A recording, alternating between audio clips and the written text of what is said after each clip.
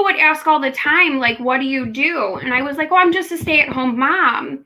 And I kind of realized, like, when my husband asked me, I was like, I can't tell you anything. I was like, if it doesn't, I'm like, it's all kid orientated or husband orientated. I couldn't answer what I wanted to do. He was like, I need you to remove me and the kids.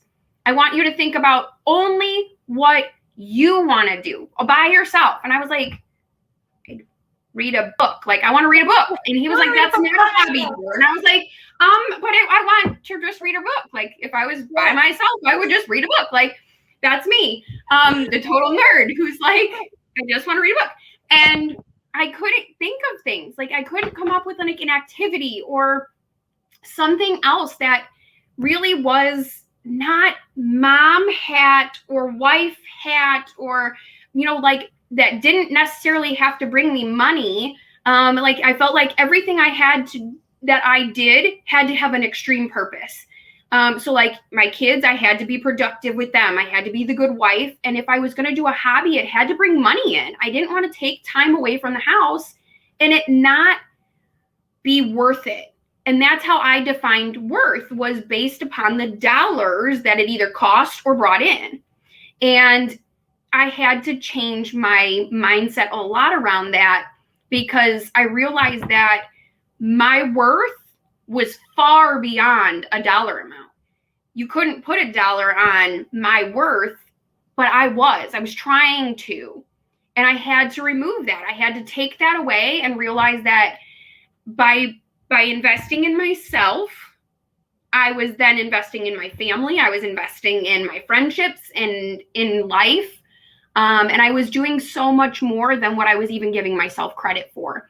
And so it was hard, because at first I was like, yeah, I'm just this. And then I realized, no, you're far more than that. You're more than just so-and-so or the title or the thing you gave yourself. That, there is more to that.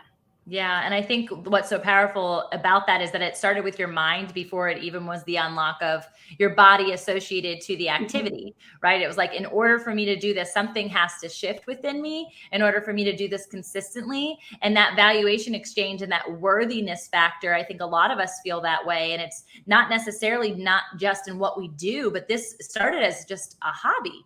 And we say just, and it's this component of recognition that everything we do has purpose. Everything that we do, especially when there's a passion, a flow, a love, an alignment piece that comes to it, which you unlocked in the process of saying yes to this.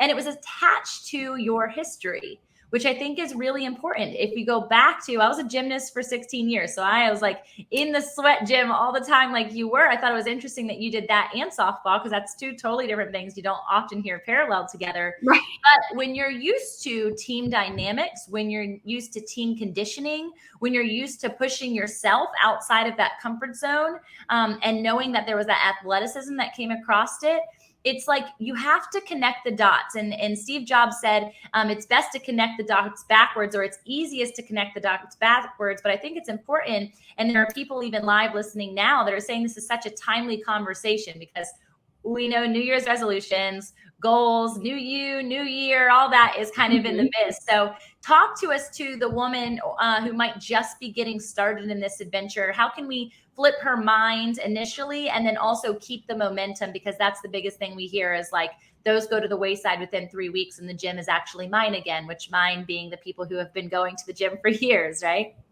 Right. I always start with the concept of,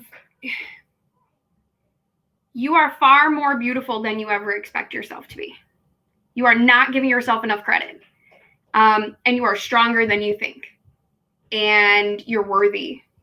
You are worthy of this. That is like one of the things that I tell my one-on-one clients and everyone I talk to. I do morning motivation every morning, and I continue to say, you are worth this. You are worth the time, the effort, the investment. You are worth all of it. And I feel like so many times as moms, we go, oh, I'm not worth it. Like, oh, the kids need it more than me, or my spouse can use this more than me. The house needs it. The bills need it. Like, I see all of that. But I also need you to know that you're worth the time and putting yourself first is, you are worthy of that. You are enough to put yourself forward.